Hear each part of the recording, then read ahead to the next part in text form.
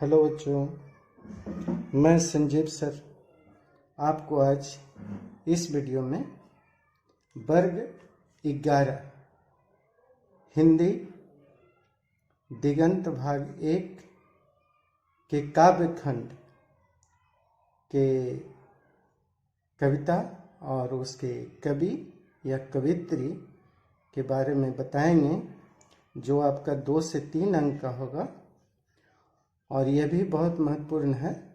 तो मैं आज आपको विषय सूची से अवगत कराता हूँ। सबसे पहले है पद, जो कि विद्यापति के द्वारा लिखा गया है, अर्थात पद के कवि हो गए विद्यापति। दूसरे पद हैं, वो भी पद ही हैं और इसके कवि हैं कबीर। तीसरे पद हैं जिसके कवित्री हो गई मीराबाई, और एक और चौथे पद भी आपको पढ़ना है, उसके कवित्री हो गई सहजो बाई।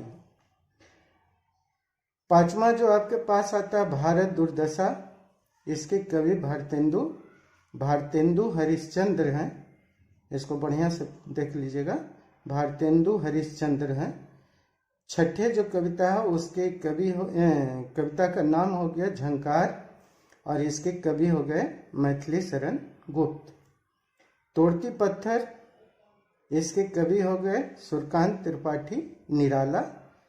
कभी कभी बच्चों आता है कि सुरकांत त्रिपाठी निराला का उपनाम क्या है, तो निराला भी हम लोग बोलते हैं, तो निराला जी करके उनको हम बोलते हैं। बहुत दिनों के बाद, इसके कवि हो गए नागार्जुन। एक है आपका गालिब के जो कवि हो गए त्रिलोचन जी हैं। जगन्नाथ, जिसके कवि केदारनाथ सिंह हैं। और पृथ्वी, इसके कवि हो गए नरेश सक्सेना। एक है आपका मातृभूमि, जिसके कवि हो गए अरुण कंवर। तो ये आपके बच्चों, इसके पिछले वीडियो में हमने आपको गद्य खंड से अवगत कराया था और आज हमने आपको काव्य खंड से अवगत करा दिया। ये पूरा मैंने आपका विषय सूची दे दिया और अब आप इसे अच्छे से याद कीजिए। और फिर अगले वीडियो में जब हम आएंगे तो जो आपका गद्य खंड है उसका पूस की रात के महत्वपूर्ण प्रश्न और उसके उत्तर देंगे और उसके ग्रामर सेक्शन को भी हम टच करेंगे। तो तब तक आप इस वीडियो को बढ़िया से देखें, ध्यानपूर्वक देखें, और वीडियो अच्छा लगे बच्चों तो आप लाइक भी करें, सब्सक्राइब भी करें, कमेंट भी करें।